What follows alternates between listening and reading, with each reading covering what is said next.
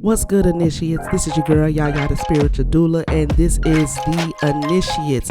Talks with the self-initiated for the self-initiated. Look, listen, we had a little snow day and everything up here, so I took some time and did some studying, and I found some things that I really want to share with you, collective. Tap in with me. Get you something to drink. Get you a little snack, little sandwich or something. You know what I mean? And let's have a spiritual conversation. You know what I'm saying? So, you don't want to miss this. You really don't, because it was good. It was good. Let's go. Let's get it. What's good, family? What's good? I hope everybody is doing well. This is probably going to be a episode of the Initiates because I'm studying. So it's been a while since I've done an Initiates episode, and I'm just sitting here chilling. We just had a snow day yesterday here in North Florida, right? Yeah. And so I'm still a little bit tired. You know, those of you who don't know, I think I mentioned it before in briefing, but you know how, we hear and we don't hear. But my workshop is outside. I have a tent that I've put up that has my altars in it, has my recording space in it, has just where I hang out and do my spiritual thing. And so with the snow, right, because tents are not really made for all that, unless they are made for that, and this one is not, but it's been riding with me and holding me down. It's been holding me down. So, but last night I had to kind of babysit it because the snow get heavy, and unlike rain, it's not going to just fall off. It's going to sit there until things start breaking. And so I was up like 3 or 4 times last night in the cold, clearing off the roof of my tent, of my sanctuary. But that's my girl. She ride with me. You know what I'm saying? She ride with me. The ancestors are definitely present, holding her up. Because I be invoking them like, look, listen, hey, check this out. All right, I see y'all doing your thing. I dealt with them elements, but I need y'all to watch out for my tent. And they've been doing it. My baby done been through hurricanes and storms and now snow. Okay. But she all right. It's just a little, still too cold to be out there. But this is the Initiates. This is, where those of us who are self-initiating and really evolving on our own, we have a lot of answers. A lot of times we find ourselves having to evolve on our own, and there's nothing wrong with that, actually. There's nothing wrong with that, but this is a space where we can kind of come together and kind of hash things out and get away from the general populational sense of spiritual trendiness and fads, and we can weed through the truth. As we study, we ask questions of spirit, we ask questions of the mother, and she gives us answers. So today, because I've been having a lot of, even from the moment that I started my journey, I've been having a lot of strange phenomena. You know how it goes. Spirit monitors and and listen to a lot of I do watch a couple tarot readers here and there. I read myself, but in the energies collectively, there's this issue of gang stalking and spirit monitoring, and some speculate that and it can very well be on an individual basis or even on a collective basis, that there is some elite occultic system of something going on, and so there's that aspect. And if you felt that kind of witchery around you, that kind of magic around you, then you may, understand what I'm saying, how violating it feels, right? And that you are spiritually evolving and growing, and if you've entered into your north node, and if you possess the light, if your third eye is awakened, and so on and so forth, and yet you still find yourself having to succumb to certain kinds of bewitchery and spiritual invasiveness, And so I have been really dealing with a lot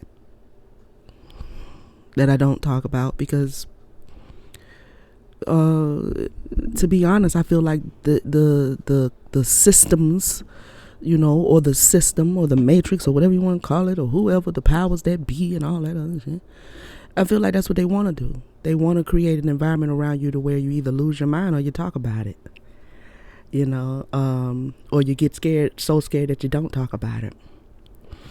And so the mother and my sister goddesses have been really, for the last, I read a lot and I study a lot, but for the last, I would say 2 weeks, they've really been saying, we need you to read, we need you to study, because I know what level I've reached as far as my evolution is concerned. And so as also being an individual who wants to support and aid and share with other individuals who are serious about their evolution, I run into a lot of adversarial energies because the things that I am privileged to be able to know, right? And not making me more special than anybody else or nothing like that. But when you do the work, when you really do it, you have a certain access. And so you'll find that if you haven't already, as you grow and you raise your vibrations and you go into what I call the North Node, or what a lot of people call your North Node, but it's the higher vibration of you, accessible to you in this dimension. So when you're getting close, or when you've gotten there, the heat kind of turns up on you. In one way you deal with it differently. You definitely don't panic, and you're not reactionary. You see it, you feel it, you discern it, you pick it up. But you don't react, be just doing things out of being reactionary because you know that that's what they want. And also because you've raised your vibrations to the point where it's like, I don't move when you want me to move. I move when I want to move. That's the whole point of this, right? So I'm at a point now where I have to study. Everything that I knew and everything that I know has served its purpose as far as my personal evolution. But there comes a point where you need to kind of expand what you know, right? And so the beautiful thing about dealing with these gang stalkers and spirit monitors and karmic individuals and things like that, once you reach a certain point, it's all fuel for your fire, at the very least. It's fuel for your fire. So the thing, I don't know what they think they're doing. It is like for the last 2 or 3 days I've been saying, like, y'all do know what, because I can feel your intention is to stop me. And you're telepathically sending messages that you're here to stop me. You do know it's too late for that.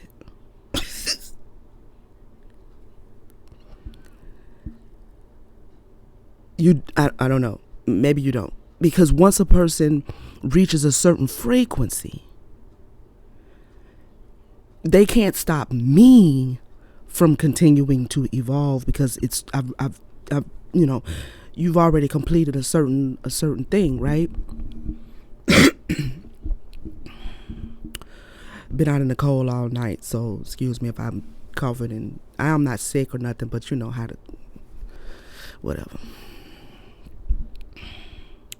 But what they don't want me to do is they don't want me to come on and share and talk about what I have discovered as I've evolved and what I'm continuing to discover, because they don't want me to find you and you find me.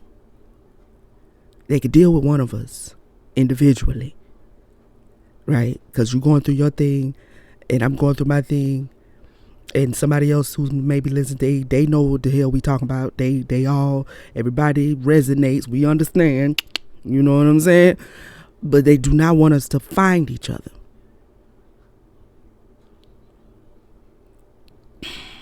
And not everybody out of the collective of individuals who are really serious about their evolution and moving away from the mumbo jumbo and really really doing the work and really, giving up what they're having to give up and lose what they're having to lose and making the choice to relinquish things, because there is a price to be paid, right?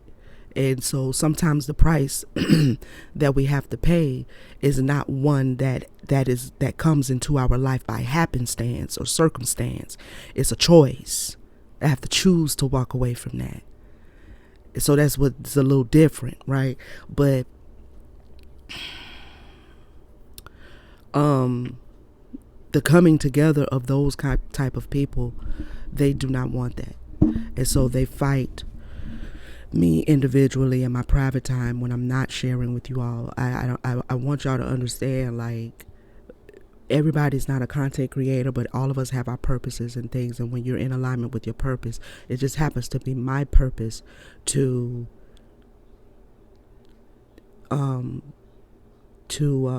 share what I've learned so that possibly someone else may receive the confirmation. Someone else may feel not so alone. Someone else may receive an enlightenment about a subject matter that, like, that's what I thought it was. Okay, so I'm not wrong, right?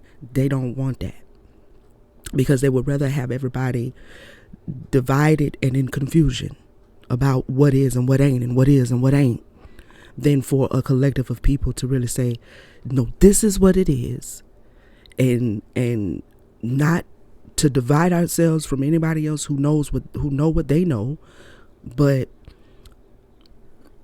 there is a right and a wrong way. Matter of fact, I want to read this little opening line in this book. Okay, so what we're going to talk about today, getting off all that, I'm studying because the Spirit has been telling me to study. And the things that I've been running into now spiritually are a bit different. I've been going through something, like most of us have, well, I won't say most of us, but if you've experienced going through certain types of frequencies trying to hold you back or bind you or create obstacles for you in your evolution, then you'll understand what I'm saying. These energies like to hide in shadows. These energies like to invade your dreamscape. These energies like to monitor you through mirrors and technology. These energies will monitor you through the algorithm. So these are not like she's sitting in front of me karmic, and so I can see her. I know who that is. You know what I mean? This ain't that. This is very elusive. And so for me, that irritates me, because I feel like you are impeding upon my sacred space and I haven't invited you here. And I don't care what level of society or what cult you think you belong to. I want to know why you think that's okay. And I want to know what you think the outcome is going to be, because it's not going to go the way you want. And I've used tact and diplomacy. Okay, because the Spirit was stressing that about 3-4 months ago. And I said, okay, I got no problem with that, because I'm the reason why I'm high ranking is because I move in the spirit realms with tact and diplomacy. So I don't have no problems with that, because I want that in return. You understand what I'm saying? Like, don't invade my spiritual space because you know a little magic that's okay for you to do. Right? Because I wouldn't do that to you without being invited. Right? So certain higher level, I won't say spiritually evolved people, because you can't do that kind of stuff and be spiritually evolved. high rank, like, because there's a certain amount of ethics that is required to keep moving up, you know. So these people are knowledgeable when it comes to magic, and so they don't have a code of ethics because they feel like I don't know what the fuck they feel, entitled, in control. I mean, it blows my mind. It blows me that there are certain ones in the shadows and at the highest pinnacles of, let's say, society that feels that they have the right to control society, control nature. Like, that blows me. But maybe they're not human. Or maybe we're not human and they're the humans. Who knows? Whatever. Because something is truly missing in the old noggin. You know what I mean? So I'm reading and I'm studying the Greater and Lesser Keys of Solomon. I've had this book for a while. Actually, it was I stumbled across this book back when I was still in Christianity, and right at the very beginning of me moving out, not of the church because I had already left, but moving out of the idea of the religion itself, right? And so I had come across this Keys of Solomon, and that's also when I found the Book of Enoch. And so which I still have, but I went and purchased this actual publication because the one that I had was a downloaded printable thing situation. And I've had it for a while, but I hadn't studied it. I hadn't really read it at all. I've thumbed through it a couple of times like, no, I'm not ready for that. No, I'm not ready for that. But I want to read this. I want to read this little sentence here because it was like that really stuck out to me. That's a perfect way to explain what the hell is going on around here. Now, in the preface of this book, let me find it. Maybe it's on the other page. No, it should be right there. And I'm just, y'all just kind of, ride with me. I don't have these initiate videos or not. These really are my personal study times that I'm turning into something that, I can share with you. So I don't have no agenda, you know what I'm saying?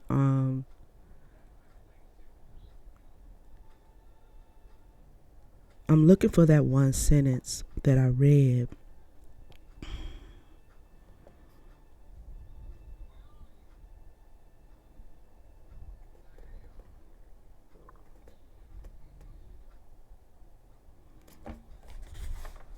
Because it broke something down so eloquently. I was like, "Ooh, that was good."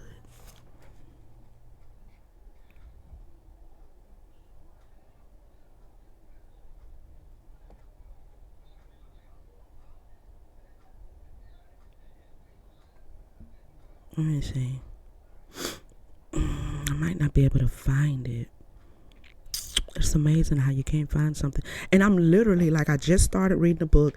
I'm literally on the very first page, like, of the preliminary invocation, it's called. But in the preface,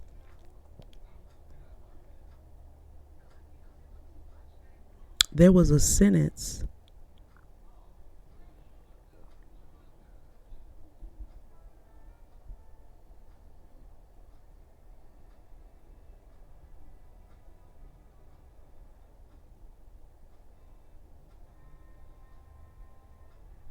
Oh, here it is. Okay, down here in the footnotes, right, it says,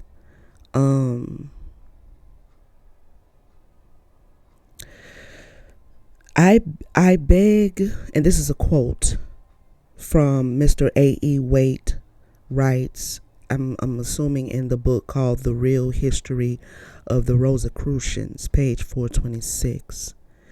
The quote is, "I beg leave to warn my readers that all persons who proclaim themselves to be Rosicrucians are simply members of pseudo fraternities."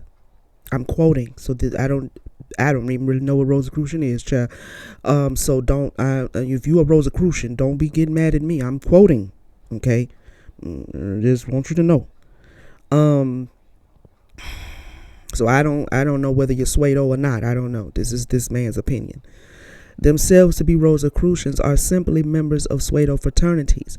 Now, this is the sentence that I really kind of was like, oh, that was good.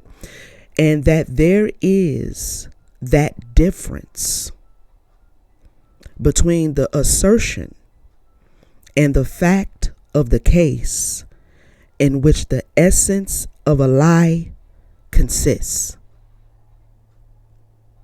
I want to read that again because this is so good. It's like he wrote that, it's so good. Hold on. There is that difference between their assertion and the fact of the case in which the essence of a lie consists. That sentence jumped out at me because I was like, well, that can apply to, whether, I don't know what a Rosicrucian is, and I don't know what a pseudo fraternity is. I ain't judging nobody if they're pseudo, if they real, if they whatever, if you claim to be whatever you claim to be, you know what I'm saying? But that sentence, that last one, is like, it jumped out at me because it was like, that can apply to a lot of things that people assert themselves to be. You know what I'm saying? And when we're asserting ourselves to be something and that is not predicated upon fact, upon the facts, we can assert many things. And we have many things asserted to us. And how do you weed out? This is what this particular playlist on our channel is about. It's about weeding out, because I am, a woman living in this world like everybody else. You know what I'm saying? I hear a lot of things. I be like, I don't know. If I care enough about it, I'll go ask the mother about it. If not, I'll duly note it, and maybe it'll come up later on in my journey. You know what I mean? And then I can be like, "Ooh, let me get that," because I had remember somebody had said something like that. Now let's see what's going on, because now I've come to a point in my experience where that little piece of information needs to be either confirmed or denied, right? So I'm here like everybody else is here. And so that particular sentence jumped out at me because I said, that's how we should look at a lot of assertions that the world, the people, the systems, the leadership, that's how we should look at, the things that we're being told. Is it predicated upon not even so much facts, but truth? You know what I'm saying? Is it the truth? And the truth is the truth, right? So when he says that the fact of the case in which the essence of a lie consists, that's the difference between an assertion. In between the assertion and the fact, that's the essence of a lie. And so when I come on my channel and, I create, I hope to create a safe space for everyone of every spiritual walk of life, whether you're a part of a religious system or not, but when I look at different things, I'm not looking at it, or when I say different things, I'm not saying it to try to convince you of anything, because the truth is the truth. The facts is the facts. That's my daddy. He might be ringing that bell, child. So he calls. So yeah, that's, to me, was very poignant. Okay. Now, I I got to the first page of this book, okay, and it's called The Preliminary Invocation. And I'm very careful about how I read. Now, if you don't have a copy of this book, I would probably get one, even if you don't dive right into it. You know, it's not a book, because it is a book about magic. It is a book about, you know, the ranks and things of spirits and daemons and things like that. But I would get one if you're really serious about, you know, understanding, as well as I would invest in just, you know, any kind of book that speaks to your spirit at the time that you run across it, even if you don't read it at that moment, because it could be for you later, right? But like I said, I haven't had this one for a while, and so I got to the first page and I was like, okay. And if you have this book, you know, I don't know where you are in your understanding, but I'm when it comes to this particular text, I'm beyond a novice. I don't know nothing about it, and I'm on the first page, really. So I just wanted to kind of see what it's about. Spirit has been telling me to study, and this is the book that they took me to, because what I'm trying to really get to understand is what my adversary understands. This is really why I'm reading it. I probably won't use for my own personal practices in a direct way any of this in my personal practice, right? But I want to know what it is they know that I don't know, and what it is they're using, because how you gonna be in a you clearly in a warfare, but how you gonna be? You can't not know your adversary.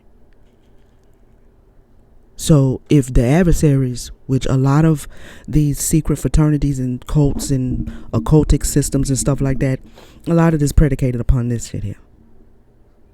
Okay. And so, so far on this first page, there's a lot of invocations in this book. Okay. And so what I was going to advise is that if you're a novice and you decide to print this off so you can kind of go, I'm going to be in this book for a while, so a lot of the initiates are probably going to be predicated around this, because there's a lot of things that I'll be able to use, the things that I've already learned from personal experience that have helped me evolve, that this is going to talk about, and I can tie it all in, right? So if you're going to print this off and you're a novice like me, I advise that when you read these invocations, because I was just laying across the couch reading it, and I started to read it out loud, and Spirit said, don't read it out loud, because this is an invocation. This is not like you're reading like a regular book that's just, you know, somebody's thoughts. All right? So don't read it out loud unless you know what you're doing. All right? You're reading it right now to know what they know, but you don't want to be invoking anything that you don't know what you're invoking. Okay? So, because there's a lot of words in here that I'm not familiar with. I'm assuming they're written in what is probably Greek of some sort. I mean, it's in English, but these names of who they are invoking, I'm not familiar with these energies. So that's what I mean by, you know, don't read it out loud. Just read it quietly to yourself and ask questions. And that's what I've been doing. But I've gotten to this point right here where they are talking to what they call the terrible and invisible God. And this is an invocation. And so the terrible and invisible God, who dwelleth in, now this is where I stopped, because I was like, what are they talking about? Who dwellest in the void place of the spirit. I was like, the void place of the spirit. The void place of the spirit.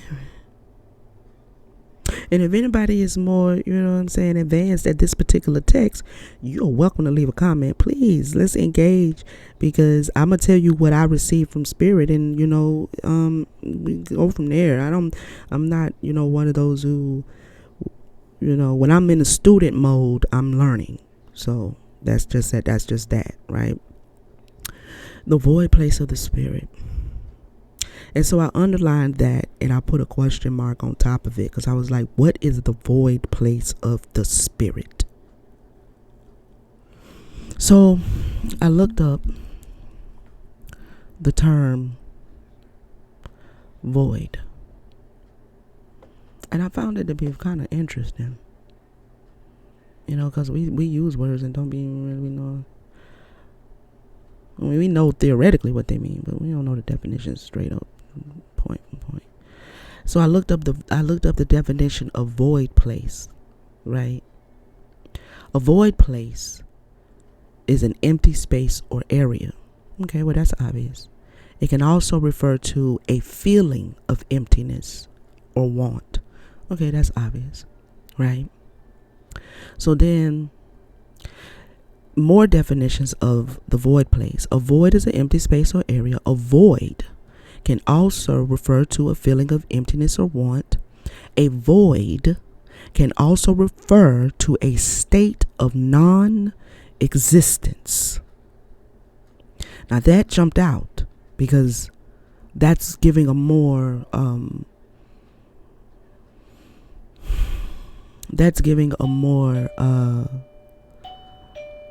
specific definition that I think applies here.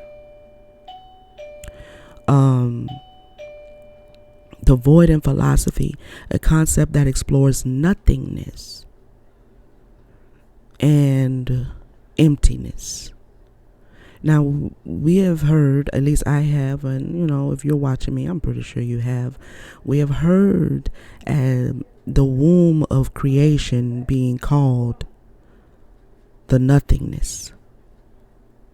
So that term nothingness jumped out at me, okay?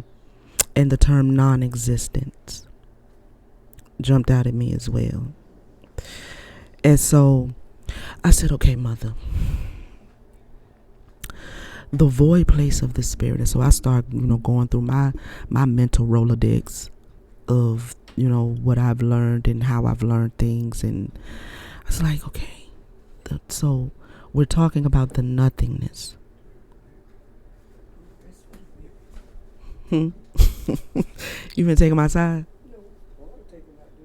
Don't take that man out there. You finna take him in there? What was I saying? Oh, the nothingness. I said, okay, so there's a place. The first thing that came to me was the resting place of the spirit, where the spirit rests when it is not active and operative. And then I started thinking even more. I said, well, if it's void and there's non-existence, what is spirit? Well, spirit is life essence. Spirit is the essence of life, the power, the force that gives life, animation, right? If something doesn't have spirit, it is inanimate. So spirit is life, the force of life, right? So I said, now if we're in the void place of the essence of life,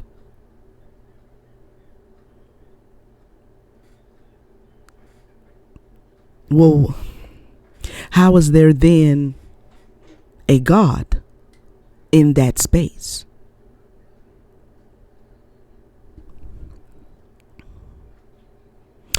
The second part that jumped out at me says, and I'm going to go to the second part, but I'm going to tie it into what I just was talking about. The bornless one. They call this God that dwells in the void place of the spirit, the bornless one. And I was like, what? So then I looked up the bornless one, and I actually wrote this down in the book because I do be jotting in my books and stuff. The bornless one means without birth, not born. Okay.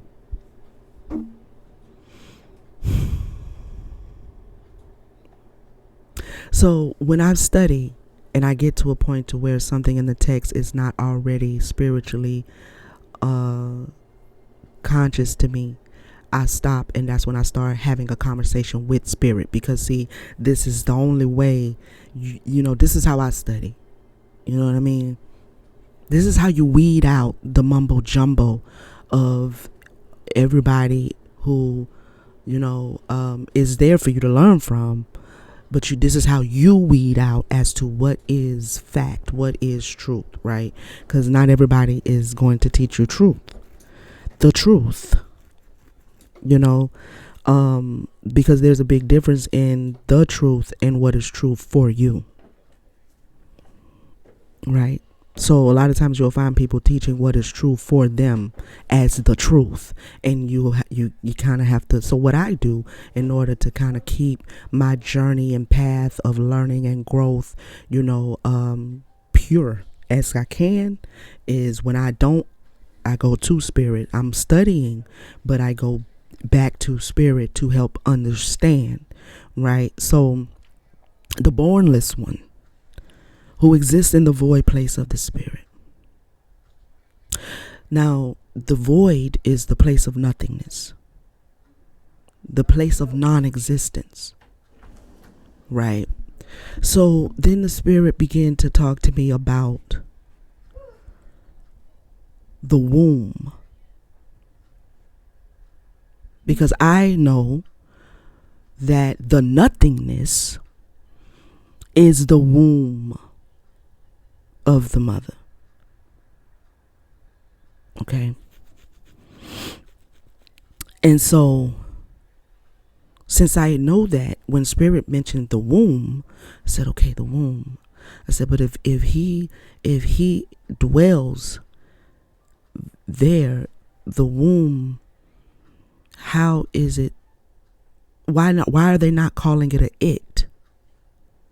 Because if he dwells in the womb, but the womb is the void where nothing exists, then how is it he's a he? It should be more appropriately called an it. This is what I'm thinking. So then when she mentioned the womb, I said, well, let me look up, let me see what a womb is, child. You know what I mean? Let me see what a womb is. What is a womb? It would, you know, I really appreciate the spirit, how she teaches. The womb, the hollow, okay? The hollow, pear-shaped organ in a woman's pelvis.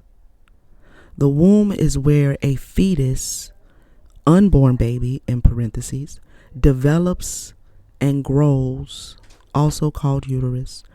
The womb is the hollow. Now, a synonym for void is hollowness.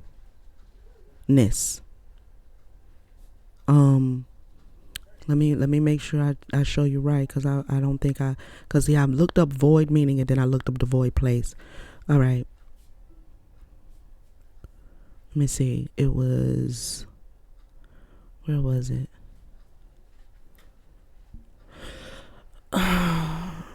A void, completely empty, void spaces around the tanks, not valid or legally binding. A completely empty space, or hollowness, or hollow. Okay. So when I look up womb, and the first description of the word womb is the hollow, I'm like, okay. So what is to be understood is that this God that they're invoking, the terrible invisible God, dwells in the womb of the mother. He dwells in the hollow space of the mother. He is within the nothingness, the non-existent space of the womb, right? So I said, okay, who is he then? If they are invoking him, who is he? The first thing that really resonated in my spirit is that this terrible invisible God is not the God of the Old Testament. He is the God that the mythological figure Jesus tried to, or was teaching about, figuratively, in the stories. But of the Old Testament, this is a different God.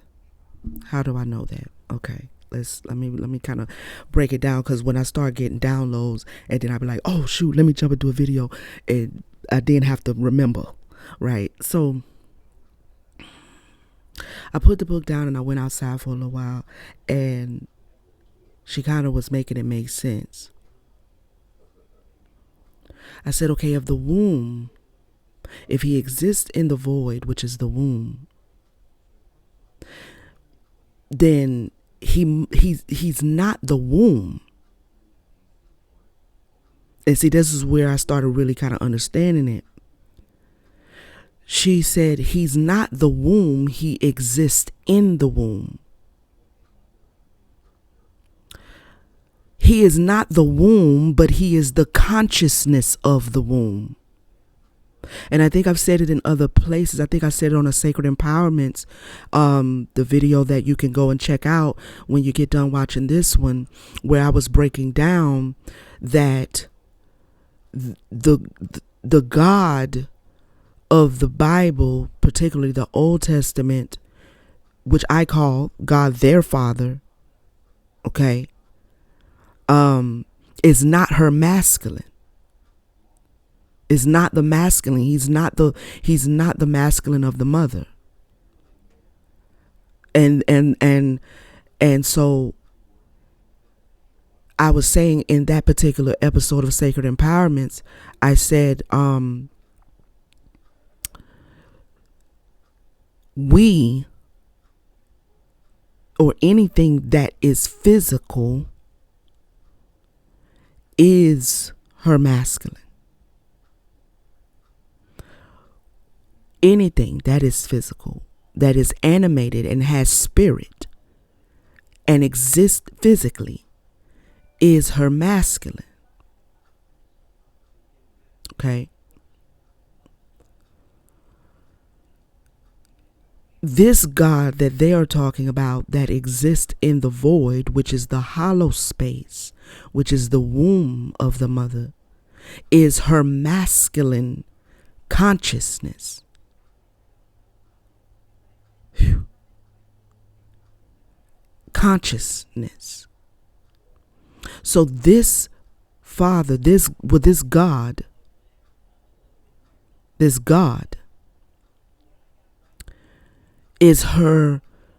the consciousness of her womb. So in essence, he is what we call the collective consciousness. The collective consciousness. Right? Not you individual as a conscious being, separate and apart from everything and everybody else that also has consciousness. This is a unified consciousness that he is, because he exists inside. He's not. So the way she was breaking it down to me was, he exists in the womb. He exists in the womb, in the void of the spirit.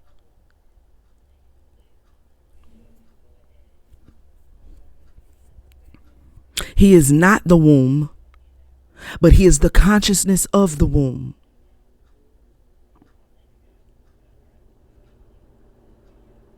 He is the unborn one. He does not ever leave the womb. He doesn't ever leave the womb. He's never born. He's bornless. Without birth. He doesn't leave the womb. He is the collective consciousness of the womb. And this is what makes him her masculine, because he is, as a consciousness, is always with her.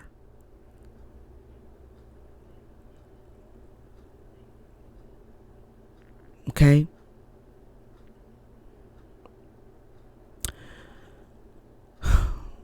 So much is coming to me right now. I'm trying to sift through it all to help you to understand how these first two sentences on this first two pages is making sense to me.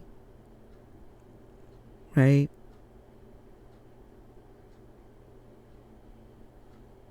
That's what I got from it. And this further supports what she told me a year or so ago, that the Old Testament entity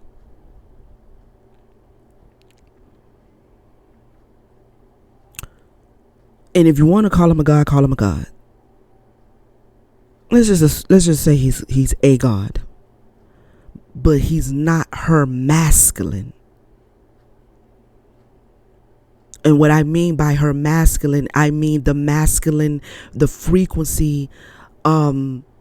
Because see, when you know what the feminine does and you know what the masculine does,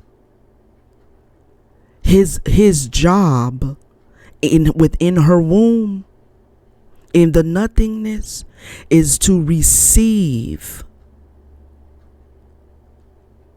from her and create what she wants to bring forth. But he does not come forth out of her womb. It's a consciousness. So how it keeps coming to me, so let me get to it, is like when, as a woman, when you become pregnant, right? You have a masculine man, and he hopefully does his thing well, you know what I'm saying? And you end up with a baby.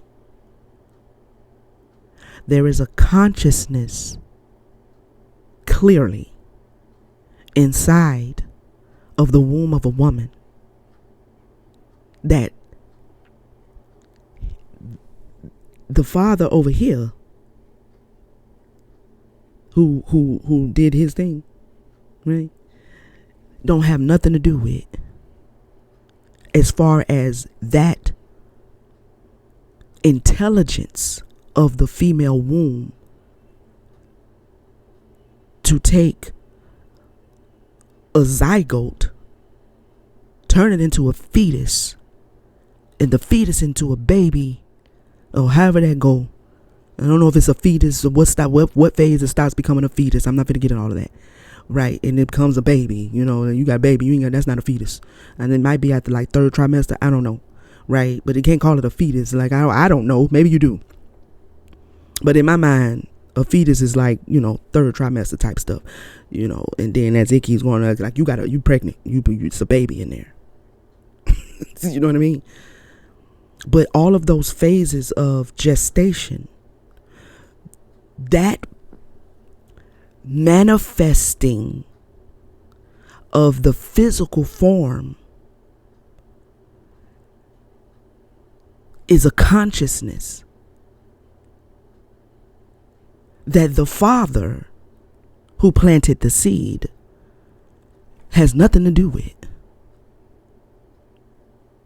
Outside of, and see, at the lower level, at the micro level, you get into the genetics and stuff, but I'm not talking about that genetic stuff. I'm talking about the actual active of turning something, giving it the eye forming physically, the nose, the mouth, you know what I'm saying? The coding is just telling that consciousness how to go about doing that, right? And see, we can get into all that later, but to me, the consciousness to be able to create that is a consciousness that exists in the womb that surpasses the human's level of understanding. I think they still really don't know how this happens. They don't know how this happens. Because you're trying to scientifically study something that is invisible.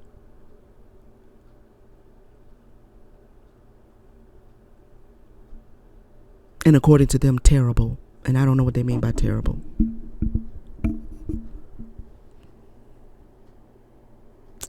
Right. I don't get into all of the... I mean, I could take time and go get the etymology dictionary and look up terrible, because I'm pretty sure, it doesn't mean what I'm thinking it means. They have it in capital letter, terrible. You know what I'm saying? So, I could do that another day, and maybe we can come back and revisit that. I just don't feel like doing it right now. But this invisible consciousness that resides in the womb is the collective consciousness. He is not the womb.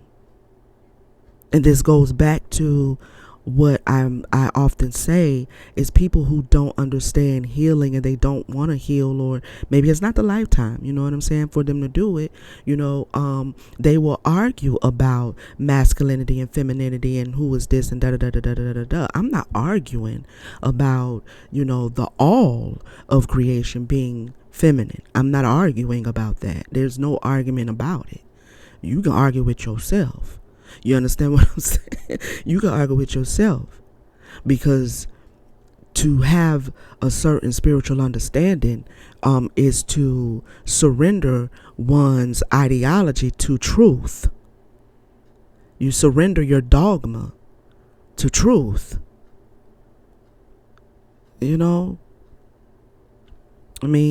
So that's how I see that. So as she was breaking it down, I was like, okay, that makes more sense. That makes sense to me, because I was having a hard time with these descriptions. I'm like, the void of the place of the spirit of the nothingness. What? Right?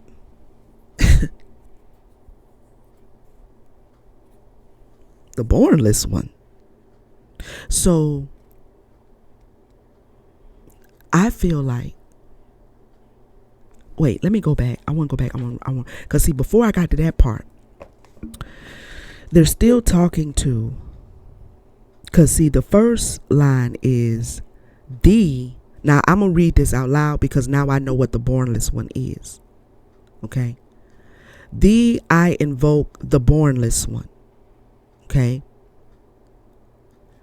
And so it says, thee that didst create earth and the heavens, thee that didst create the night and the day, thee that didst create the darkness and the light. Thou art, and I am not about to mess up that name, it's a long one. Oh, I'm going to spell it for you and you can figure it out. OSORRONOPHRIS.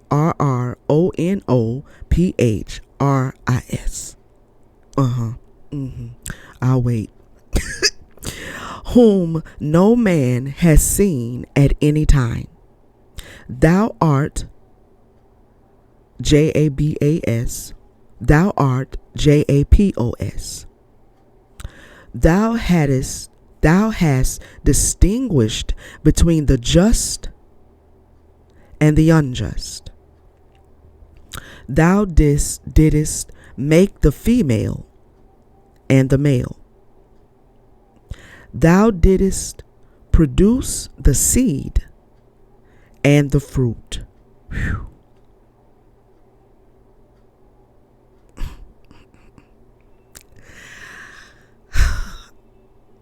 I had said one time, like I said on the Sacred Empowerments, in the last 2 videos that I put up, I think I said it in part 1, talking about the holy fire, the sacred fire. Yeah, I think that's what I was talking about. Yeah, the sacred fire. Go check that out if you haven't. Right. And like I said earlier, and just a few minutes ago, I don't consider the God of the Old Testament her masculine. Okay. And so, to be honest, that is as far as I had gotten with the concept of the masculine of the mother. I was waiting. And see, this is probably why they prompted me, like, you got to study. I'm like, okay, I'm going to. Because I was waiting. I had been asking them, well, who is? Who is? Help me understand. Help me understand that. Right? And so the first thing they helped me understand, like I said, was that everything that is physical is masculine. It extends from the masculine. Right? This God works in synchronization, not in rebellion, not in usurpation, not in wanting to raise himself up above, not in wanting to chastise and brutalize people who want to honor the mother. This is how I know this is not the same frequency. It's not the same frequency. I don't know who the hell that is in the first beginning of I don't know. I mean, I thought I did, but I don't know what that is. I think that's some sort of we'll get into that another day. Okay. But this lets me know that I was on to it just knowing that much. Right? Because he works in harmony with her, which I figured he did. So he is the consciousness that brings the physical world. And I'm just going to stay in the physical world. I'm not going to go into the other dimensions. Plus, I still have a question. Up in the air about that one that I'm waiting for spirit to talk to me about it. But let's just stay in the third dimension. He is the consciousness of the womb, the intelligence of the womb that has brought forth the physical world and everything that is in it. Okay? But he is not the womb, which is a very big difference, He is not the womb.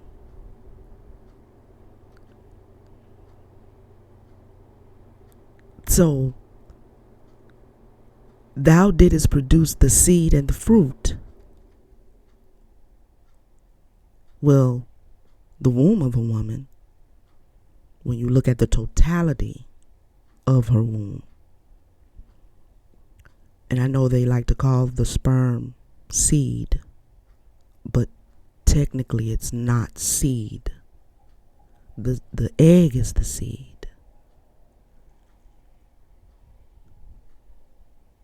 In other words, if you take and put an apple seed in the ground, and then you bring, let's say, some fertilizer to help it grow,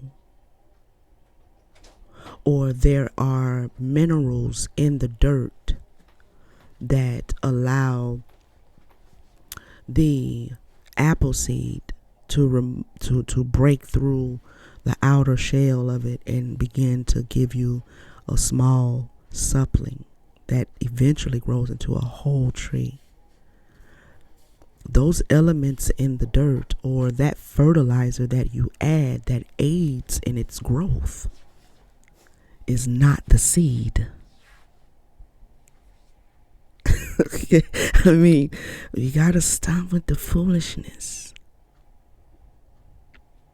All right? You gotta stop with the foolishness. The seed is the egg that is housed in the womb of the woman. Okay? So this womb produces both the seed and the fruit. Right? Thou didst form men to love one another and to hate one another. Okay?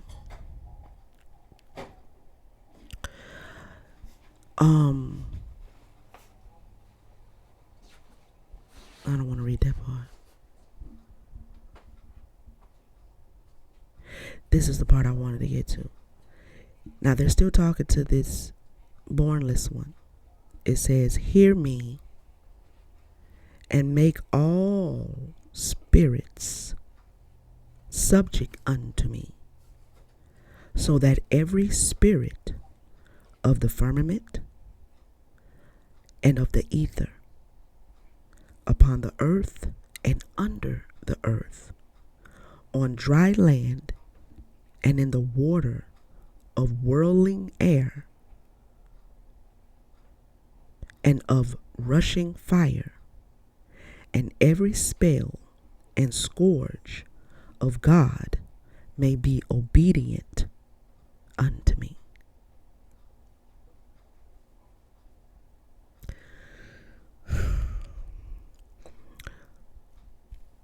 This is why, this is the understanding that those of us, and I'm trying to say this in the right way. I'm trying to say this in the right way. To me, mind you, we're reading a book that a lot of the elites and the occult practices and things have studied extensively. Okay? And you would say, well, why would they release it to us, for us to read it? Well, because 99.9% of the population is so hyped up on Jesus juice and God their Father that they're not going to. And they have done a very good job at producing religions to weed out those who are not really committed to understanding the spiritual essence of existence. The religions that most of the world subscribe themselves to is a mechanism to weed out those who will not get it. Right? I mean, because things have to be spiritually revealed. And also, on the more sinister side, the religions are an element of control and so they've laid such a good system in place that they're not, it's right here. You know what I mean?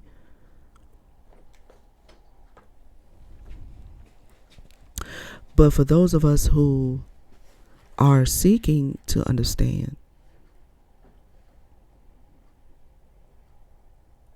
this is what they're using to gang stalk you.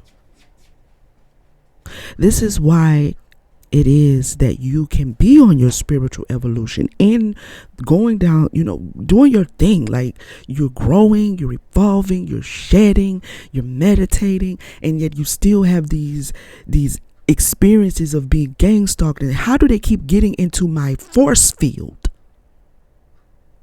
Well, this is how.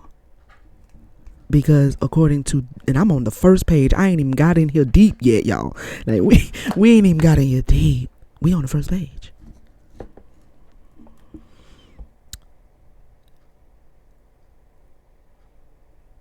This is why I go so hard, and I'm not trying to tell people what to do. I swear I'm not.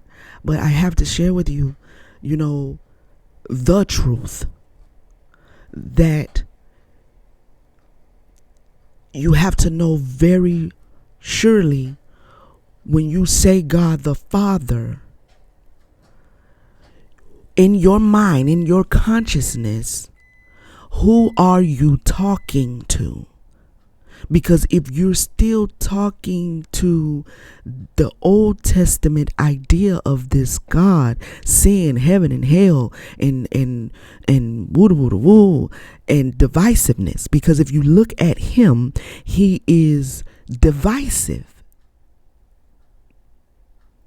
He's not a collective minded frequency. I mean, he went as far as choosing a particular people.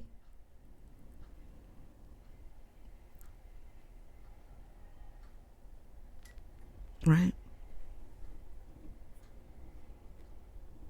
And to be fair, I consider most of the Bible, if not all of it, myth, not historical. So to be fair,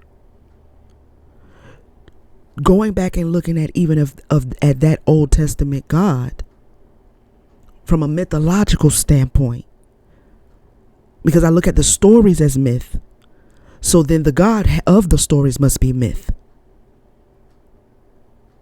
So to be fair, we could be still talking about her masculine. It just don't feel right. It just don't feel right. But I'm going to table that, because this is when I have to stop and say, now let me remove all of my emotions. Let me remove all of my disdain. Let me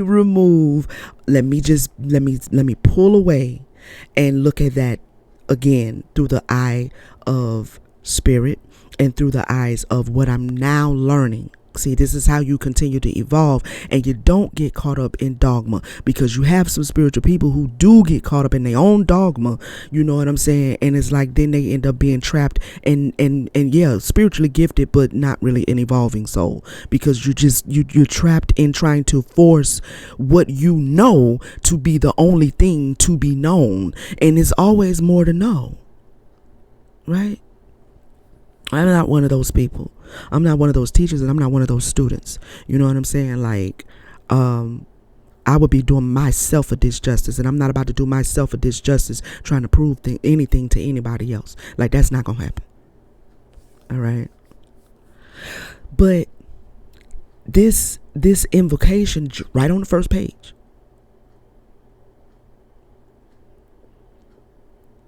because they are invoking the intelligence of the womb, the consciousness of the womb that creates in the womb so that the mother may bring forth, right?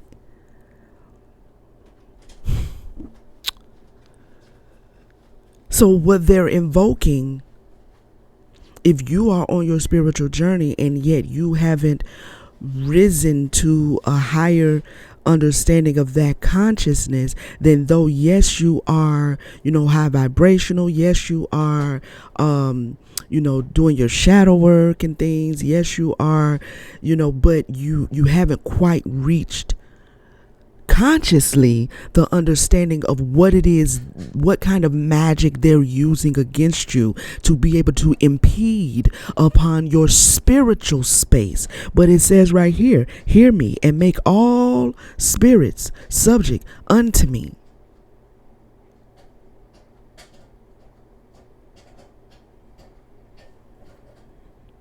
So that every spirit of the firmament and of the ether, upon the earth and under the earth, and on the dry land, and in the water, of whirling air, and of rushing fire, in every spell and every scourge of God may be obedient unto me.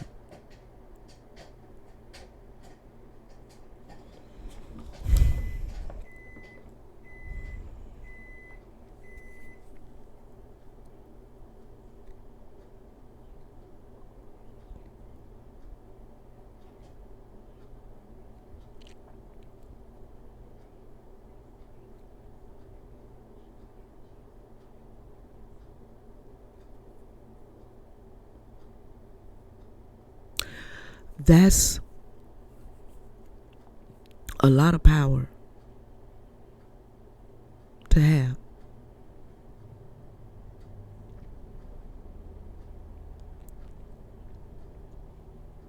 And when you have generations of people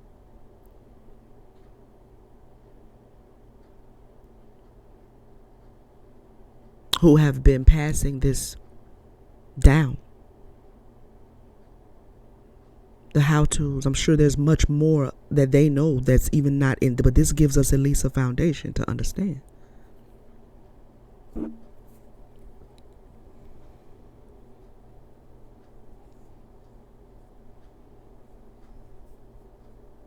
The issue then, therefore, is that they've chosen. Let's go back. Thou didst, where did it say? Thou hast distinguished between the just and the unjust.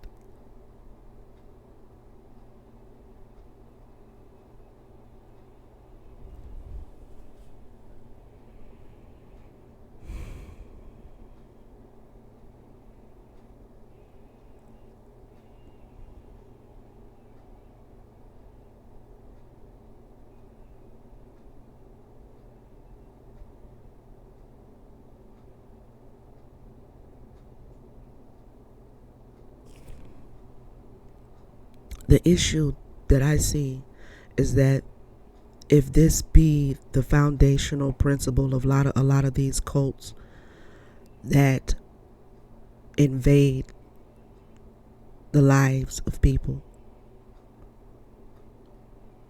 that control the upper echelon of society, the lower echelon of society from the upper echelon, if this be the magic that helped them get to be in the upper echelon of society, in the elite, then they have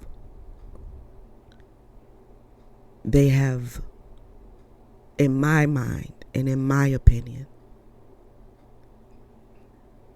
made themselves the unjust.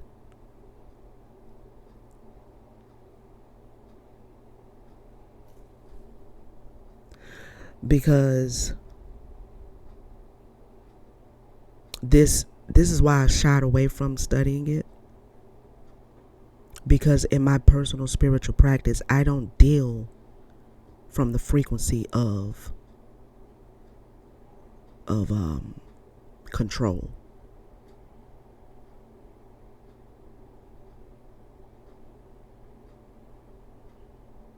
I don't deal with the frequency. I don't deal from that frequency. I don't deal with my spirit team from the frequency of control. And I don't expect for them to deal with me. Like, the relationship I have is predicated upon respect, going both ways. Going both ways.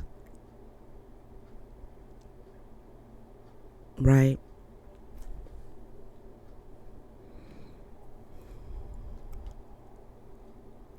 Because whatever dimension we're in, I as the physical embodiment of, that which is soul and spirit,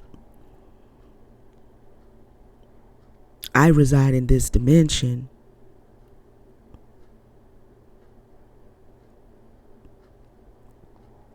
Right? But I'm still an expressed image of the mother. As the angels are, as the demons are, as the trees, as the birds, as the rats and the roaches, as the snakes and the lizards, as the goddesses and the gods. Like, we're all hers. So I don't expect for you to be coming like bossing me around. I don't care who you are. I don't care what rank. The fact that I feel that way is predicated upon the fact that I have the utmost respect for your rank and for who you are. But I'm going to need you to return that. And if you cannot return that, then we can have no dealings. I don't care who you, because I don't deal in this frequency of control.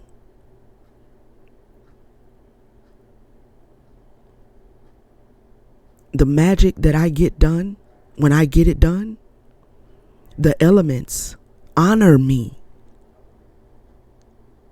because I honor them.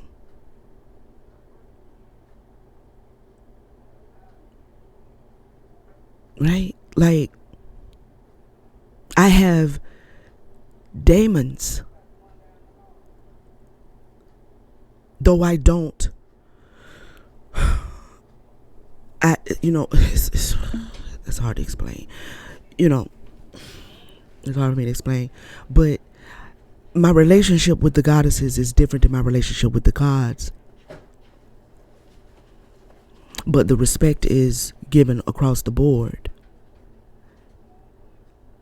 And so to send me or to send towards me something that you think I'm supposed to be afraid of, that's going to shake me up, and I'm literally going to shake hands with it and be like, it's good to see you again, bro. Ain't seen you in a minute. We good? And it's going to go on off and probably go back to whoever sent it and tear your ass up. Because you dealing with it under control. And so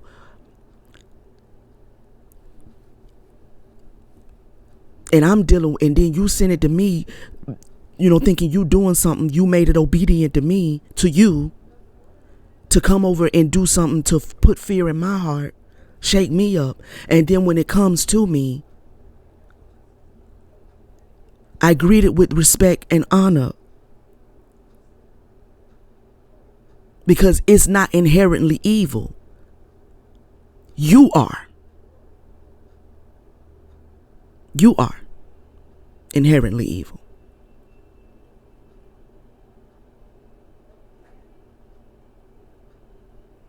So because you sent it and you have it based on these invocations under your control, then you made it obedient to you. So this is, and I told a lady in the metaphysical store who I ran across, didn't know her from Adam and Eve, you know what I mean?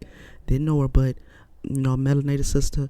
We started talking, and she was talking to me about a lot of activity she was having going on, and she was talking about binding and rebuking. And I understood what she was saying, because when I was a Christian, that's what we was taught to do, bind and rebuke demons and stuff. More importantly, demons. And I said, I just want you to hear me out for a minute.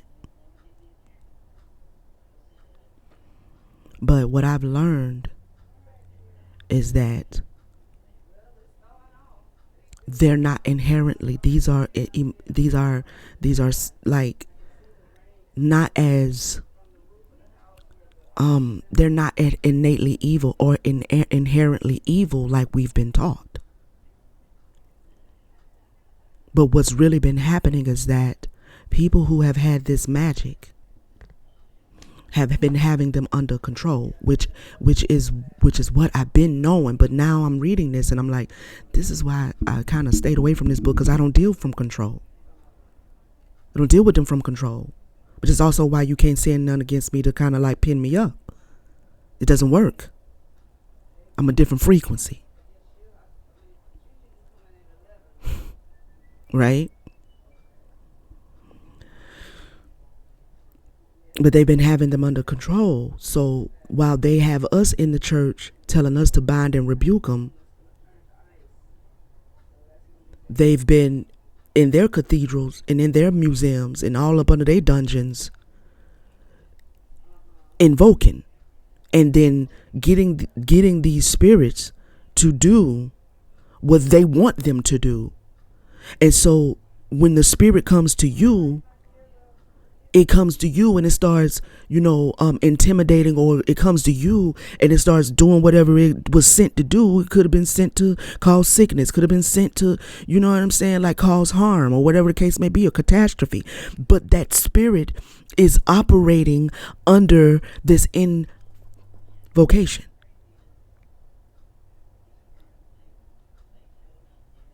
It's not inherently evil. This is why I've been saying it since before I got on YouTube. I used to be on TikTok real heavy, and I used to say the demons,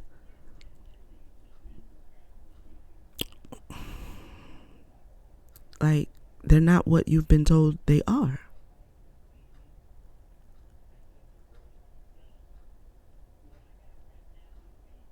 But if you have a group of people who have been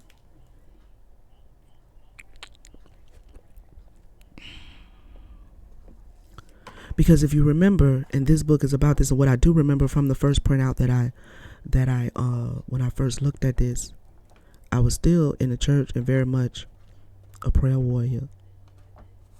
I don't think that book went, yeah, it did go into the seals. It did go into the seals. But it broke down how Solomon took these demons and he would wear a ring and he would trap them.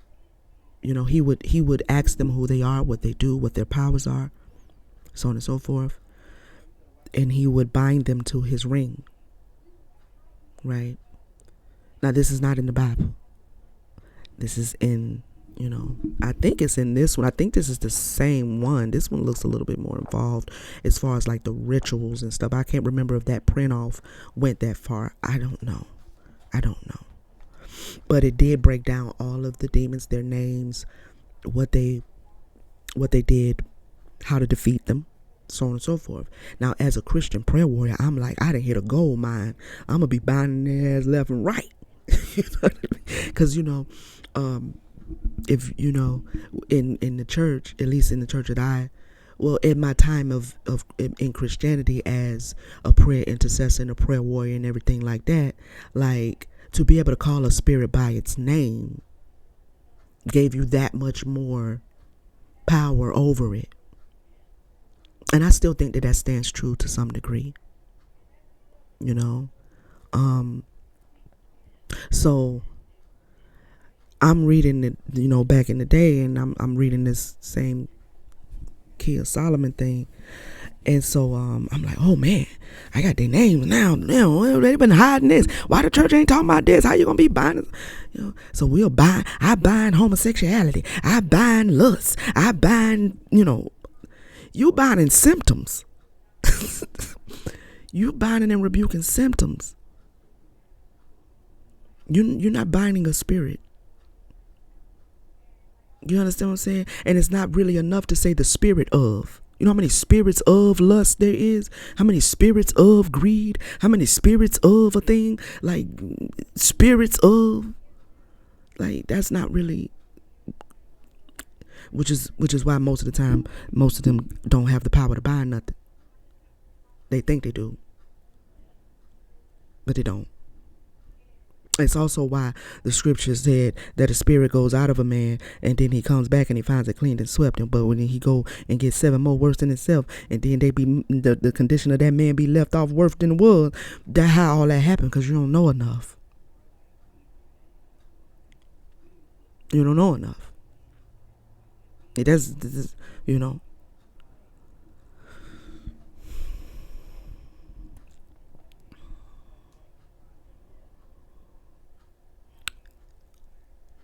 But this is how you take a dark being who probably really don't want to have nothing to do with none of this shit up here, really. Like, they in their own space of dimensional existence.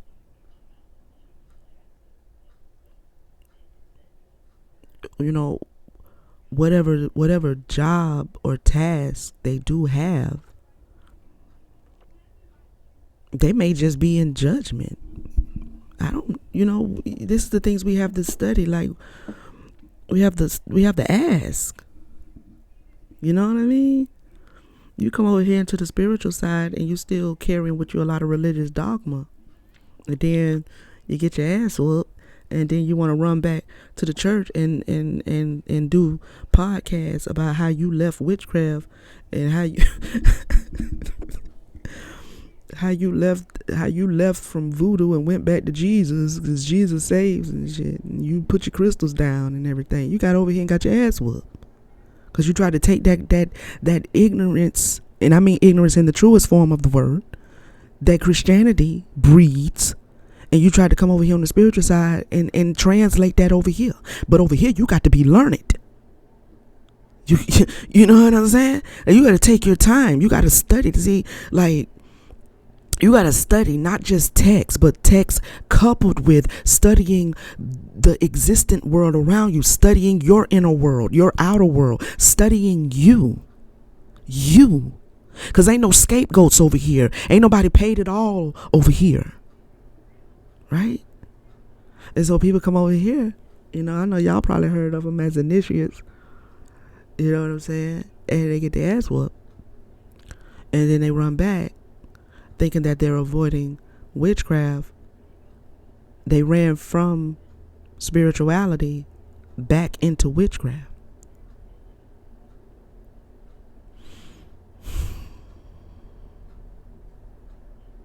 Because I don't care whether you're a part of a religious system or not. If you're trying to understand spirituality, you're going to go down the same. You can have a religious system. You can still be a part of Christianity as long as you're conscious and aware that that doesn't mean that I have to cut myself off from various forms of learning, because, that's just a system that I choose to participate in for whatever reasons. But when it comes to me being a spiritual being and me needing to understand what that means and what the spiritual realms are and these spiritual beings, and so on and so forth, like, you have to still be learned. You know what I'm saying? So you have this information here that is in the hands of people who run the world.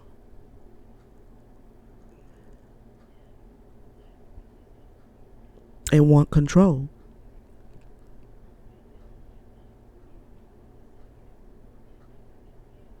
And they want control.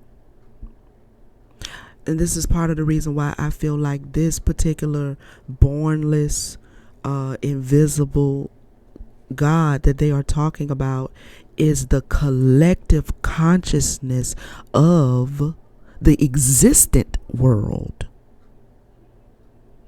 He's the intelligence, the invisible intelligence, collectively. The God that they have made God may be a God, a appointed deity that has the task of like where it said distinguish between the just and the unjust. I don't know that. I don't know, y'all. I feel like this is not the same frequency, though. This is not the same frequency of that Old Testament energy. This is not the same, because there's a harmoniousness in this frequency where he is in harmony with the womb that he resides in. He's in harmony. But then the Old Testament God don't want you studying the stars. He don't want you, offering. He don't want no other gods before him.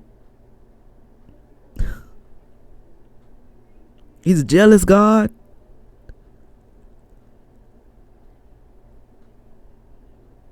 He got a particular people he fuck with and the other ones he don't. Unless they believe what the people he fuck with believe. And if you don't believe what they believe, then he ain't fucking with you. Like, it just doesn't feel like the same frequency to me. He seems a lot more like a little petty deity that's trying to make himself like to be more than he really is. You know what I mean?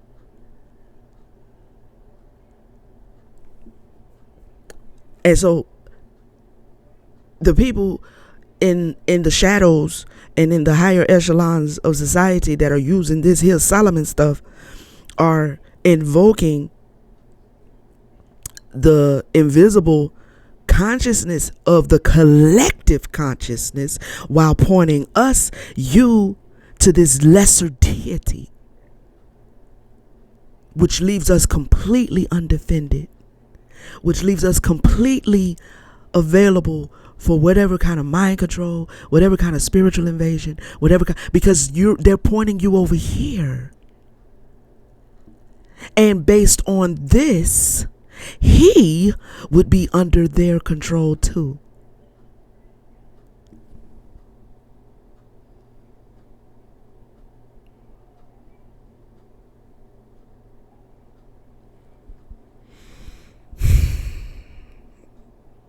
The God, their father, that they're pointing to over here,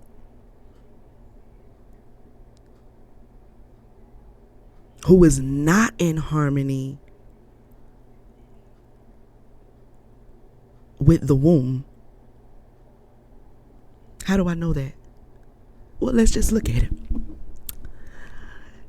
it. He cursed the womb.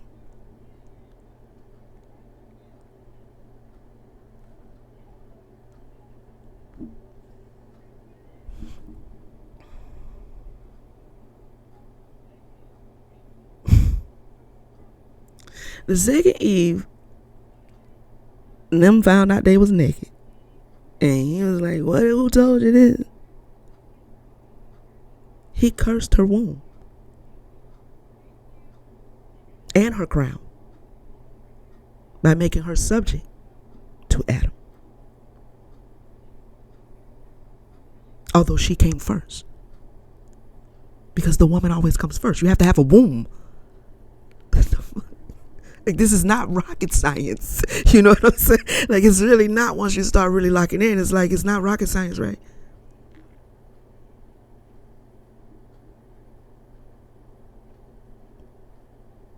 So he cannot be the same frequency as this God that they're invoking, who is sitting in the void.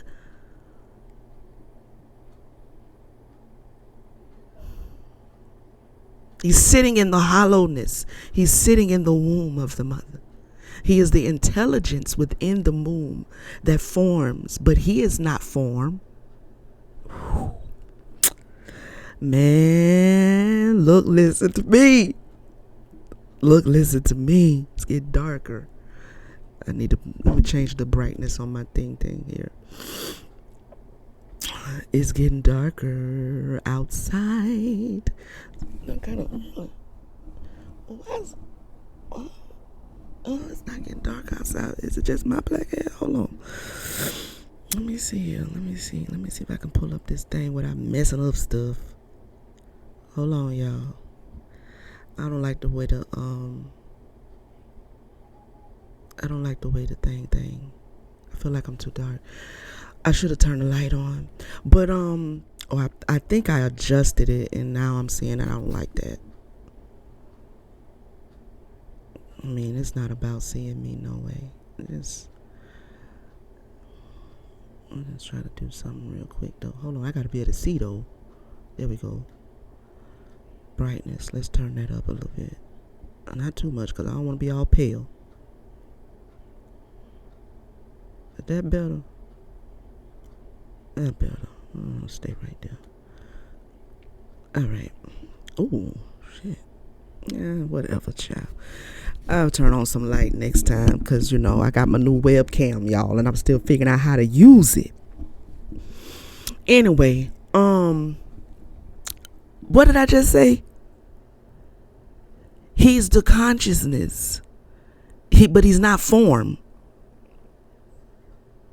He's the consciousness that creates form within the womb, that reflects the intentions, the DNA, the genetic coding for that particular form that the mother is bringing forth. Okay?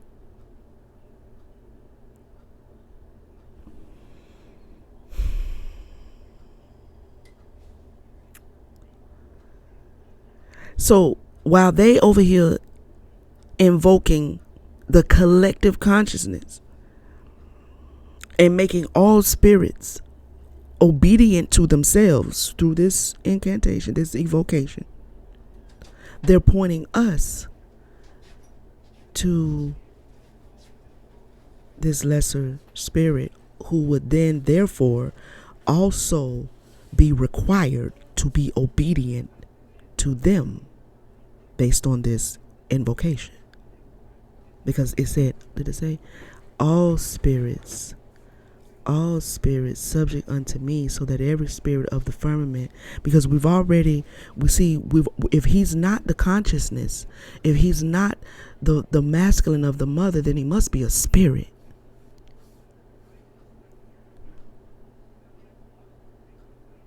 Right? So he would fall up under all spirits, wouldn't he? Yeah, he would. And this is why I catch hell, because I have denounced him. And I'm willing to catch it. I'm like, they come to me talking about I come to stop you and stuff, and they all in the ethers and the 4D and stuff and 3D and all in the spirit talking all in the nigga ear. And I be like, well, let's get it. Let's get it. You gonna stop me? Let's get it. Cause what? Like, I'm eternal. I'm eternal. You gonna stop me to do what? You gonna stop me to do what? See, and this is where you know that you're dealing with a regime. Thank you, mother, because I don't even use that word. That's her words. A regime of spiritually asinine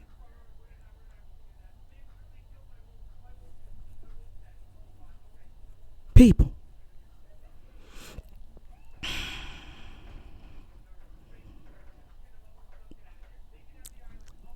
You know,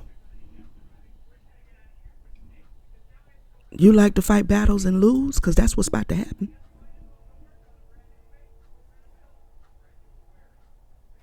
So my thing is, so I denounce him, and you don't want me to talk about why I'm denouncing him. So then now I'm studying y'all shit like this. You know, this is good. This is a good read so far too. You know, and I'm pretty sure it's going to get better as to revealing how y'all manage to continue. And now I'm not talking to the collective. I'm talking to, you know, how you manage to continue, you know, y'all that like to watch on you know, in your shadows and stuff, and all on the technology and everything. This is how y'all continue to invade people's privacy, their spiritual space, because you keep pointing them. And this is also why I do say what I say. It's not to ruffle any feathers or to offend anybody, but it's like, you have to know when you say, if you're talking about the God that, you know, is going to come back on a horse in the sky, if you're talking about the God that gave up his son to die for you and everything, if you're talking about the God that will have no other gods before him because he's a jealous, angry, and wrathful and vengeful God, if you're talking about that God, if you're talking about, if you are consciously still subscribing to him, what you have read from the Bible, particularly the Old Testament, and maybe parts of the New, if that is still your inner concept for God, then this is why your space keeps getting bombarded. Now, I don't know what's going to be the outcome of me learning this and me sharing it with you. This is what we're doing. We initiate, like, we're learning, right? But I feel like personally I've reached the point where I need to know what they know. I know about my ancestors. Got it. Check. I know about, you know what I'm saying, the elemental goddesses. Got it. Check. I know about the mother. Got it. Check. I know that God the Father of the Bible, God their Father, is not no longer like I don't want no parts of him. Got it. Check. I know why. Got it. Check. But now you need to know what it is they know. That they put all of that facade and all of that illusion and all of that falsity in your way to keep you from knowing. And the first thing she took me to was this, right? This greater and lesser keys of Solomon. Mind you, I've had this book for a while since I started my spiritual awakening, but this is not my first time bumping into it. My first time bumping into it was when I really first started my awakening, which would be, damn, that was like 15, 10, like, yeah, like, I don't even know. My second child wasn't even conceived, and he's 10 years old, so like 12, 13 years ago. When I first bumped into it, still conceptually in my mind, identifying as a Christian. So I went through a 10, 12 year journey to finally weed all of that out, to be able to be open enough to look for more information. And that is what prompted a full spiritual awakening. So now here we are, awakened, not awakening, but awakened. And what I'm needing to understand, I know he's not the masculine of the mother. So who is? Because whoever is, I need to know what's going on.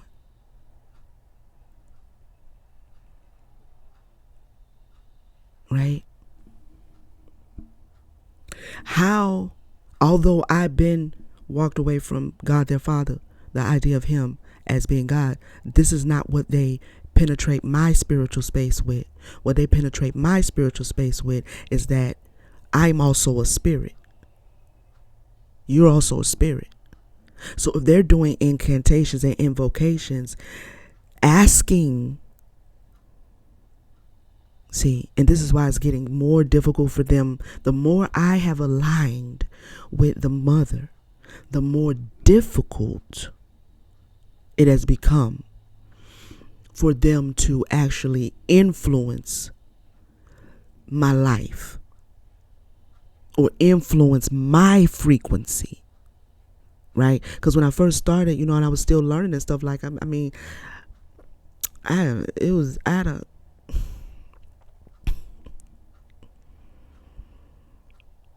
know what one day from the next was going to be like spiritually, because you got a lot of coming in and out, and you got people trying to impede upon you. You know, they're monitoring so they can see. They could just see by the stuff that you're researching on YouTube and on TikTok and on Google that you might be awakening. They can see whether you're female. They can see whether you're melanated. They can see whether you're not. They can see, like, and then on top of that, you have to factor in that they've been probably watching you since you were born. Why and how is that? Through the astrology. They gave you your birth certificate, so they know your birthday. They took your blood, so they know your genetics. They know your stars. And because, again, pointing us over here to this God, their Father, who doesn't like for us to study astrology, doesn't want us to do no. Don't do the astrology. It is a sin. It is pagan. I don't know where that accent come from. I don't even know what that is. But like, they're pointing us over here our whole lives while they have been studying the stars, astrology. And they know you're born on whatever day you're born, and they give Mom Dukes the birth certificate that says you was born at such and such time, and they know it in a way you might not ever, you know, because they've been studying it for, like, they studying it, you know what I'm saying? So they know everything about you that you don't even know. Go figure that. Because most of us just walk around talking about, I'm a Virgo, I'm a Libra, you know what I'm saying? Like, girl, boy, whoever, You can't sum you up in just one sign. But they telling us that and got us all hyped up on, I'm Virgo gang gang. You know what I'm saying? Virgo T, you know what I mean? It is like, okay, the sun sign has its place. That's how your general personality gonna show up. But look, it's that black moon that you need to really be taking a look at. It's the Lilith sign that you really need to be looking at.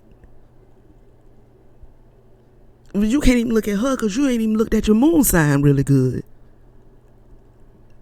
You feel me? And so here we are looking at God their Father that they done pointed us to, who do not want us bother with no astrology. And so then they sitting up in their cathedrals and their museums or whatever, and they studying the shit out of our asses. And then we wonder, how do they always be able to monitor me? This is how. On top of the fact that they're using a magical system that has not got anything to do with that God their Father that they're pointing the masses to, because even he falls up under their control based on this. And I'm on the very first, like aside from the table of contents and that little page that I read you, the little preface, this is the preliminary invocation. I haven't even gotten into I haven't even touched it yet. So just right off the rip, at the very basics of this magic, that most of the occult systems that hide in the shadows, that do all of this spiritual racketeering, I don't even know what that means. I got to look it up because I do have a tendency to use words out of, because I'll just be like,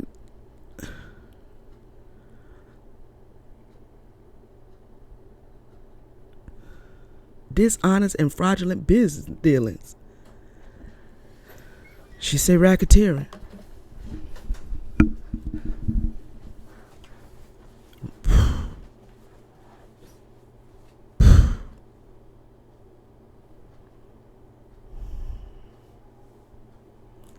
This is how they keep invading us, privately and collectively, because we're falling for the smoke and mirrors that they put before us, because most of the world is Christian. Now go figure that. And they made sure of that,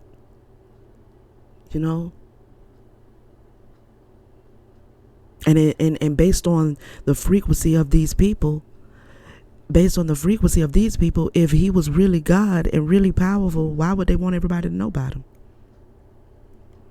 I really don't like that. I gotta figure out how to make sure. I don't know this because I'm using sunlight. I don't have a light on in this room, so I'm not in control of the light source right now. But I don't like that. Y'all gonna have to just deal with this little dark situation because that's too bright for me. I don't like that. I'd rather look darker than paler.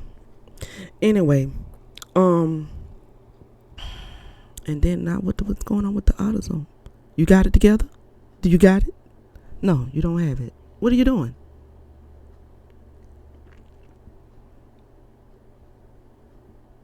What's that little button up there? What am I supposed to be? Oh, that's what is that for? I don't know what that is. Hold on. Let me see something.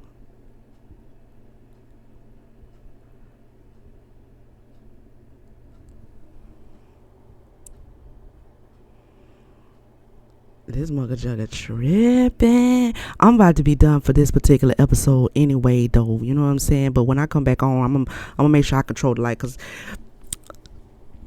it's doing a lot right now. But yeah, y'all, and look, all we did was read the first page, So this is going to be interesting. I'm kind of excited to get into this a little bit. And they got all these names and stuff, y'all. I don't say them out loud because I don't know who they talking to. I don't play that shit. Okay, I am very wise, and so you know, I don't. Names hold power, and if you do not know that power, you need to kind of like, just read it in your mind or whatever. But these apparently are names. I'm still not going to read them. I'll spell some for you. Roubriao, Mariodam. It's several of them up here, right? Then I see THOTETH. That sounds familiar. THOTETH. Okay. But they're talking to the mighty and bornless one, so these must be his many names. They're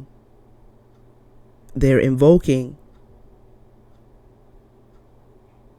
asking him to hear. Asking him to hear. Yeah, this is a lot of Greek. But it's not written in Greek. It's written in English, but I can tell that it's Greek. AOTH, ABAOTH, SABAOTH, which I know that to be, it's Greek spelling for Sabbath and things like that. So, it says that this is the Lord of the gods. This is the Lord of the universe. This is he whom the winds fear. Okay. He who sits in the void, the non-existent space, the space of the womb where there is no life. He's a consciousness.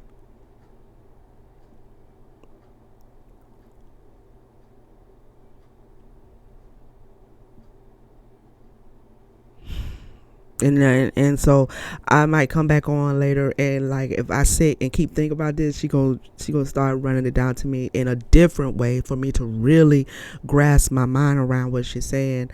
But I wanted to come on and just drop that because like I thought that was very intriguing that this camera is auto zooming because of that. I think because of the too much light back there. But we're gonna get into this. Let me see what's next. The initiated interpretation of ceremonial magic. Okay, I don't know what all of this is about. I'd be really like, oh no. Okay, this is gonna be good.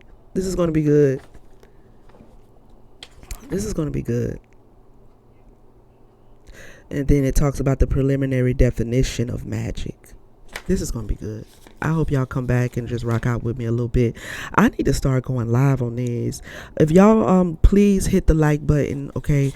I need if you watch any of my other shows, if you tap into Sacred Empowerments, if you don't, you're Divine Feminine, please tap into Sacred Empowerments. I think that it will be, something you will find to keep you, uplifted, and we just chop it up and everything and support each other and, encourage each other and enlighten each other and whatever the case. I really need for you, if you are a subscriber already, I need your support. Your sister needs your support, okay? Because when I tell you that how do I say it? I'm going to just say it in a general way that most people say it. But the shadow banning on my page is stupid heavy. I don't even know if most of my subscribers, and I ain't even got that many yet, it's like they don't, like, if you're a subscriber, and you're not getting your notifications that I've posted, I need you to check in every so often. As a matter of fact, I'll give y'all my schedule. I'm going to write it up and put it in the community section. Okay? I'll write it up and put it in the community section. I have a production schedule, so you will know every week, unless I come in and I'm gonna start being more better with that. If I'm not going to post that day, I will put it in the community section that there will be no sacred empowerments. There will be no, because sometimes I have to have my downtime. Sometimes things happen, you know what I'm saying? And I am actually a living, breathing soul and spirit who is dealing with, you know what I mean, the same thing we just talked about, people trying to invade and stuff like that. So I'm going to be more active in the community tab for my subscribers. If you are a subscriber, okay, please check the community tab. I'm going to put my production and posting schedule there because I'm feeling like y'all might not be getting the notifications. I'm sorry about the camera. That has to do with the lighting. And I like this. I like, I'm probably stay in this room. I'm gonna just make sure I turn on the light next time. But let me see, maybe it's trying to find me, so let me pull it a little closer. Maybe that'll stop all that. No, it didn't. Is it getting too much light? Let me see. Oh, I like that red. Red light special. Okay, but look, ignore the fuzziness for right now. I think it has to do with the lighting. Anyway, I'm going to type up the posting schedule just in case you're not getting your notifications or my videos are not showing up in your feed, okay, for you to tap in. And if I'm not going to post according to that schedule for whatever week or whatever day or whatever it is, I will mention it in the community tab, okay?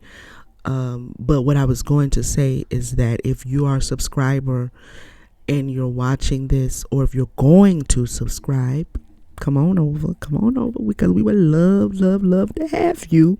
We really would love to have you a part of the tribe. If this resonates with you, please come on over and join the tribe. And as far as the initiative is concerned, my channel is for divine feminines, you know what I'm saying? But to all are welcome.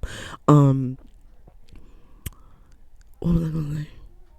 Yeah, if you're a subscriber, if you're going to subscribe, if you're already a subscriber, I need for you to return or share or pay it forward energetically with your likes when you watch the videos, whichever one you watch, because they are really like, and this is not just because, and I'm trying to explain that this is not because the shadow banning in the particular way in which people talk about it, as far as like, the way I'm describing it right now about, my videos possibly not being viewed and so on and so forth. It's not just that, but when I'm not on camera, when I'm not doing videos, when I'm in my own personal private time, or when I'm asleep or in meditation, these energies are speaking, like telling me what they're doing. Like, we trying to stop you because you know too much. And I find it comical, cause I'm growing like everybody else growing. What's wrong with you? You know what I'm saying? Like, I'm learning like everybody else learning. But apparently, there's something that I know that's just too much for their liking. And so, what I do recognize is that I'm on someone else's platform. When I'm on YouTube, this is somebody else's platform, and I don't know them people. And just, not trying to accuse any particular company of anything or nothing like that. I don't know. But, we all speculate and have our conspiracies about these platforms and who really run them. And so the very thing that I'm teaching, that might be why she said racketeering. I read you the definition. Let's read it again. Dishonest and fraudulent business dealings. Right, so this YouTube platform is somebody's business. So if they're using Magick to do dishonest and fraudulent things, I'm not saying they are. I'm not saying that they are. I'm just hypothetically speaking. You know what I'm saying? But what I'm saying to you is, these energies very much do present themselves to me at times. I think that's what they mean by you know too much, because they have really kind of come out from behind the shadows, and I don't talk about that too much. You know what I'm saying? But they know who I am. I know who they are. But if you see a video, you watch a video, please leave a comment, even if it's just a thumbs up or a heart. It all counts to keep the channel, being pushed forward and stuff like that, and so we can continue to grow. And those divine feminines who are there and who are also looking for a place to where they can, you know what I mean, like where they resonate, because we all have to find our tribe and stuff like that. You know what I'm saying? And I know that I'm finding mine and y'all are finding me, and I'm very grateful to the mother for that, because other than that, I can just put the microphone down and I can just continue growing on my own. Like, I don't, you know what I mean? Like, we're here to help each other grow and heal and evolve, and so yeah, hit that like button. If you watch a prayer, one of the prayers, hit the like button. If you watch the initiates, hit the like button.